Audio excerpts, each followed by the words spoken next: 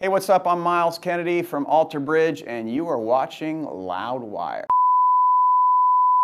The Rock Life, man. I told you, The Rock Life. I'm sorry. I apologize. Hey, what's up? I'm Myles Kennedy from Alter Bridge, and you are watching The Rock Life. Myles Kennedy is a genius, and on this video I'm going to show you some facts and information. Why do I think that's true? Well, it is true, but just bear with me for a second. He truly has become a household name in the rock and metal community through his work with Mayfield 4, Alter Bridge, Slash, and his solo career. He has one of the most distinctive voices and, of course, one of the most accomplished guitar players in modern rock music. It's a journey from a small-town musician to a global rock icon with passion, talent, relentless dedication, and just luck. Yes, we need luck as well. So this video is going to delve into Myles Kennedy's early life, musical beginnings, his rise with Alter Bridge, his dynamic collaboration with Slash, and his lasting impact on rock music. Stay with me. Myles Richard Bass was born on November 27, 1969, in Boston, Massachusetts. Raised in Spokane, Washington, growing up in a house full of music, his parents had diverse musical tastes that shaped his early interests, introducing him to genres like blues, jazz, and classic rock. Being exposed to bands like Led Zeppelin, the Beatles, and Stevie Ray Vaughan at an early age laid the foundation for his future endeavors. Unfortunately, his father passed away due to a medical condition when Myles was only 4 years old, and the loss profoundly impacted him, as obviously. We're going to talk about how his late work was impacted by that. His mother remarried, and Myles took his stepfather's last name. You're wondering where the Kennedy came from. He showed a natural affinity for music at an early age, picking up the trumpet in elementary school and discovering the guitar in the teenage years, being inspired by Jimi Hendrix, Jimmy Page, Joey Satriani, dedicating countless hours to mastering the instrument. And I played trumpet from the time I was in the 5th grade until I was a senior. That was a long time ago, kids. I haven't touched one of these in decades. So, let's see what this sounds like after, oh boy. Wait.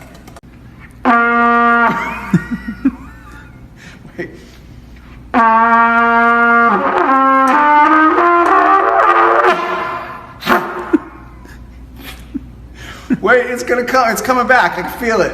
It's coming back. Now just imagine how the young Myles trying to figure out licks from Jimmy Page, Jimi Hendrix, Joey Satriani, trying to play some Van Halen and Stevie Ray and playing his trumpet first. I think it's amazing. And we can't talk Myles Kennedy without talking about his appreciation and love for jazz. While attending high school, he joined the school's jazz band that further developed his guitar skills. And he also gained a deep appreciation for jazz theory and improvisation. You know, I think his interest in jazz definitely influenced his distinctive playing style, blending technical and emotional expression. You guys want to hear Myles play some jazz? How about some jazz? I know you guys bought a ticket for some rock and roll, but it's good to mix it up every now and then. What do you think? I'm sorry. I'm sorry. You've heard rock all night. It's time for some jazz.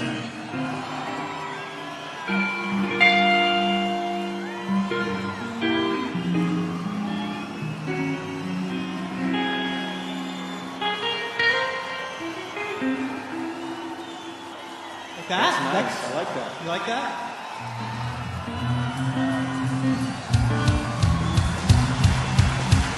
Come on, everybody.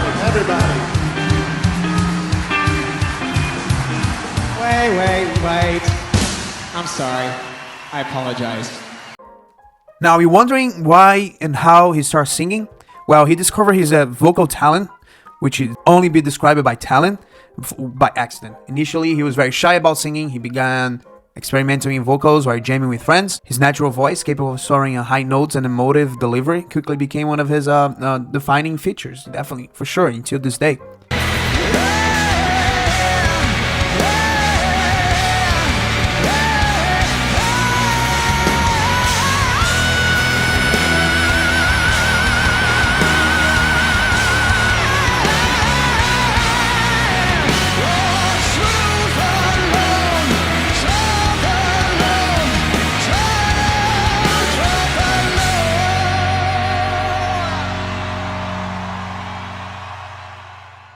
He attended Spokane Falls Community College, where he studied music theory, composition, and recording techniques. And during his time, he started performing with local bands.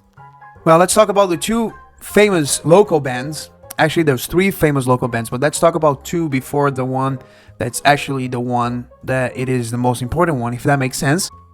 We're gonna talk about Cosmic Dust and Citizen Swing.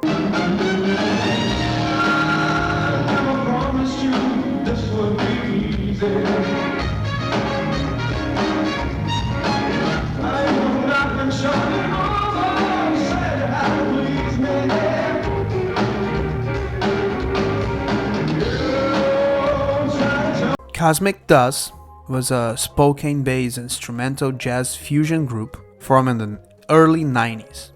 That's when I think Myles Kennedy started to showcase his technical and prowess on the guitar. There was one album called Journey, and we have recording from that, which is amazing because searching for this, I actually never listened to it before, and I've been on a jazz kick for the last 2-3 years, and this is just, I'm blown away. Let's listen to it.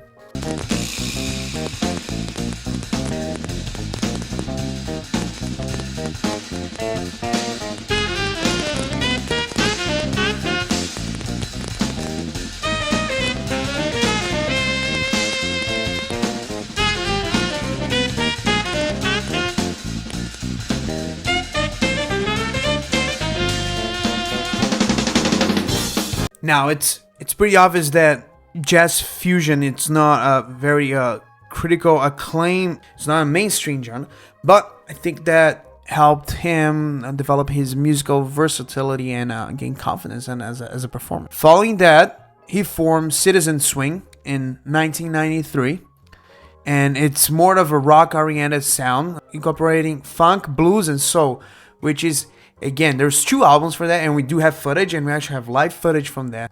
Let's see the young, sexy Myles playing some Citizen Swing, funky, bluesy, and soul music.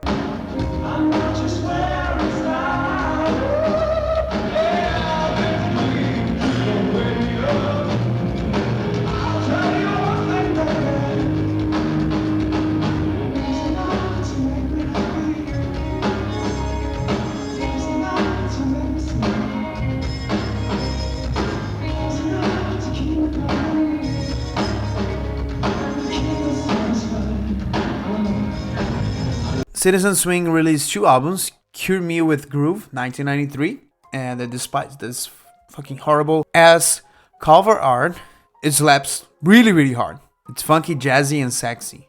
And there's Deep Down from 1995 that it's not as powerful as Cure Me With a Groove, but it's still powerful. Unfortunately, they did not achieve mainstream success, and I think if you listen to today, you can definitely see and pick up some things here and there and why he was a special musician and a special performer. Again, doing these videos right now, I'm just blown away by those 2 live performances that I got, and also listen to the album again. I listened to it back maybe 10 years ago. I don't think it was even on the internet. I think it was just right on YouTube, and just re-listening to right now, it just makes me so happy and so excited, because this is just pure gold. It's a pure gold, and no one even knows about it. And then go out and check it out, because this is awesome. This is great.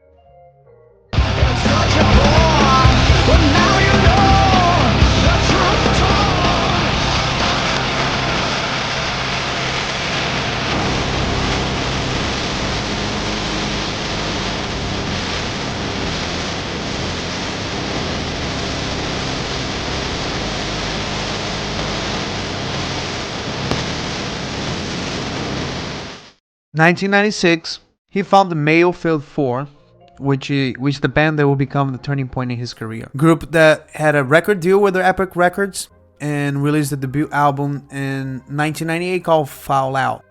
The album really showcased Myles' soulful vocals and introspective lyrics, kind of like draw comparison with artists like Chris Cornell and Jeff Buckley, even though I don't like to compare his voice and with anyone because it's very unique. But anyways, the band toured extensively, opened up for bands like Creed and Fuel, and despite critical acclaim, the band struggled to achieve commercial success, right? There's another album that was released in 2001, Second Skin. After that, they disbanded. The solution of Mayfield 4 really marked a difficult period for Kennedy. He briefly stepped away from the music industry and uncertain about his future. However, fate had other plans, and we're going to talk about that right now.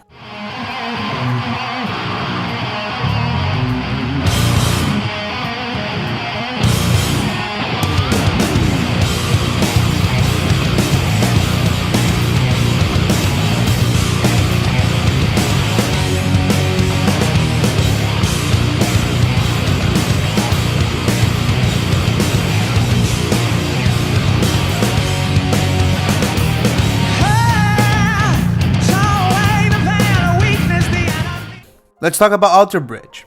In 2003, Myles received a life-changing phone call from Mark Tremonti, a former guitar player from Creed. And let's stop for a second. People don't understand in the 1990s and early 2000s how big Creed was. Let's look at those numbers. Look at this. Look at that. Look how big and insanely popular Creed was. And okay, let's go back to what it matters, which is Alter Bridge. Tremonti, Brian Marshall, and Scott Phillips, the former Creed group, they are forming a new band and they're searching for a vocalist. Since Mayfield 4 toured with Creed, there was someone that knew Myles Kennedy and got in touch with Tremonti about it. And let's hear Tremonti talk about how the conversation went. I remember my friend showed me a Mayfield 4 song, Summer Girl. Yeah. And we were driving in the car. He's like, listen to this. This is the Mayfield 4. This is the guy that used to tour with you guys.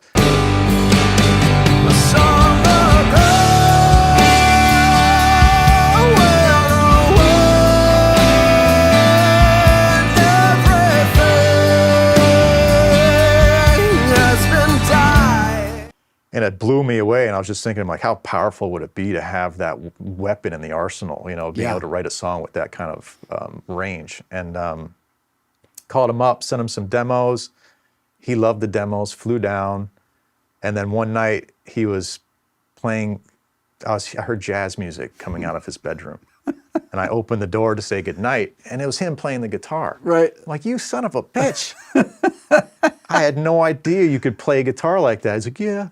You know, just kind of, you know, shy about it. Yeah, I play guitar. And from that point on, I'm like, you need to be another secret weapon in this band. So the second record, it was all just me and him both doing the thing. Alter Bridge released a debut album called One Day Remains in 2004. And while the album leaned heavily on the post-grunge sound of Creed, clearly being a bridge, see what I did there? For the future Alter Bridge sound, Myles' vocal performance set it apart, especially from the deeper and more saturated voice that Scott had. His melodies and emotive delivery gave the band definitely a distinctive. Alter Bridge, after One Day Remains, is a completely different band than Creed ever was. Constantly burns me on the trust I can't believe. Lost the faith and lost the love, but when the day is done, when they open their eyes and realize we're alone and all is alone until our day is gone. When they open their eyes and realize we're alone, that's right. Alter Bridge's second album, Blackbird, released in 2007, is widely regarded as their masterpiece. In my opinion, my favorite album of the band, and also one of my favorite albums of all time. I'll get that in a second. Title track, featuring a dual guitar solo by Kennedy and Tremonti, is considered one of the greatest rock songs of the 21st century. The title track also has lyrics inspired by the loss of a friend that resonate very deeply with fans. Now I want to take a step back and talk about Blackbird for a second. At that moment of the release, that was the time that I got in touch with Alter Bridge for the first time. And apart from Blackbird, you know, you have Before Tomorrow Comes, Rise Today, Brand New Start, Come to Life, White Knuckles, Break Me Down, The Ballad Watch Over You, Coming Home. All those songs are very strong and makes Blackbird one of the best albums of that time, and also one of my favorite albums of all time. Over the years, Alter Bridge released 4 more albums, including AB3 in 2010, a little darker and more obscure, intricate, and heavier. Fortress in 2013, a little faster with more influences of thrash metal. The Last Hero in 2016, which I don't know exactly what it is. I think they lost a little bit. Walk the Sky in 2019, which they came outside a shout. A lot of influences by Gojira, more synthesizers, a little electronic as well. And Paws and Kings, the last one releasing 2000 and 2022. Stand your ground, hold your head high. Your honor for your life. Stand your ground, don't compromise. Your courage, their demise.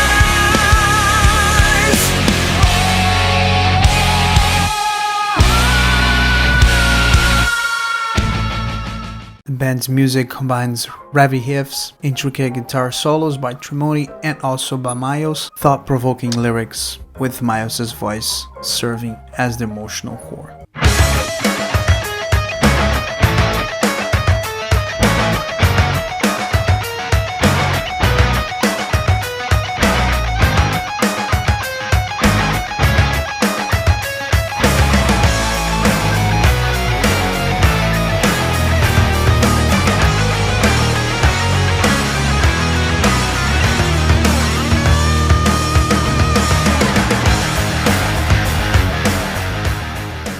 In 2010, Myles Kennedy was approached by Slash, legendary guitarist of Guns N' Roses, to collaborate on his debut solo album. He contributed vocals to 2 tracks, Back from Cali and Starlight. That album also had collaborations by many other famous and important artists from rock and metal, including Kid Rock, Dave Grohl, Lemmy, Chris Cornell, Fergie, Ozzy Osbourne, M. Shadows, and Iggy Pop. Impressed by Kennedy's vocals abilities and stage presence, Slash invited him to join his touring band. Long story. I mean, Myles was, I'd done the whole record and, worked with everybody that was on that record. And then I had 2 songs left over that during the entire making of the record, I could never figure who should sing these 2 songs. So, and then I'd been hearing a lot about Myles for years, but I'd never met him. And I wasn't even really familiar with his voice. But he had just recently been flown over to England to do this possible Zeppelin tour thing. And I said, well, maybe that guy, because, he's got to be good. If Jimmy called him, he's got to be really good. And so I cold called him and I said, I'm making this record with all these singers and would you be interested in, doing one?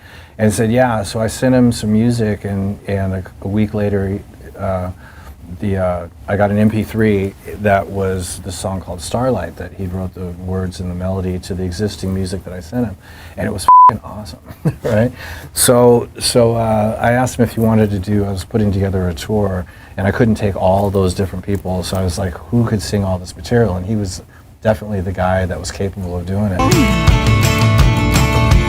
only love I've known has slipped away.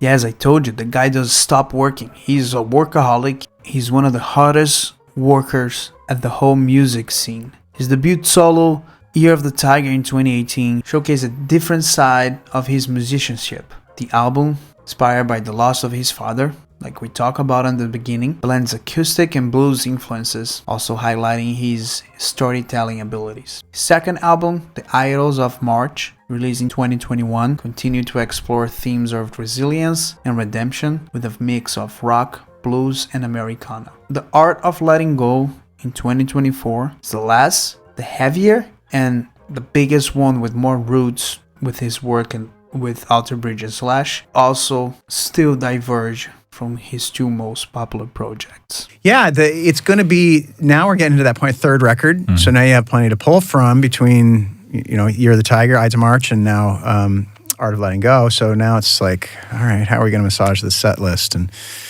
I think that it'll be, the tracks on this record are much more suited for live, right? Especially as a 3-piece. So I think that'll be easier and more immediate. It is It's the tracks that we've heard so far, extraordinary tracks. This is a heavy sound. Yeah. You deliberately went that way, I'm guessing. I did. It was some of which was born out of a conversation that we were touring Ides of March, and our drum tech Mick, who is one of he's just has amazing knowledge of music. So I trust what he says, right? And he's like, I really like the arrangements that you rework from these first two solo records, because we basically rock them out because we're just a 3-piece. Yeah. Have you ever thought about recording them that way? And I'm like, oh wow, well maybe, but what if we just made a record that's already how we're going to play it live? And so that was really the genesis of the whole concept. Myles Kennedy's impact on modern rock music is undeniable. As a frontman of Alter Bridge and Slash's band, he has helped shape the sound of a contemporary rock. His unique blend of technical guitar playing, powerful vocals, and a heartfelt songwriting has earned him a dedicated fan base. His humility, work ethic, and passion for music make him a role model for aspiring musicians and for the fans of his work. His journey from a small town guitar to a global rock icon is a testament of the power and perseverance of his dedication. From his early jazz fusion days to fronting some of the biggest rock bands in the world, he consistently pushed the boundaries of his craft with his powerful voice, exceptional guitar skills, and emotional depth. Myles Kennedy has cemented his place as one of the most influential rock musicians of his generation. This was the first episode of The Genius Of. I decided to talk about Myles just because I love him, and I love his bands, I love his projects, and he's someone that I really inspire every time I grab my guitar or I listen to music or even try to sing in the shower. I hope you guys like it. This is from a fan to hopefully another fans of the artist. Drop the like, comment, subscribe, and I'll see you in the next video.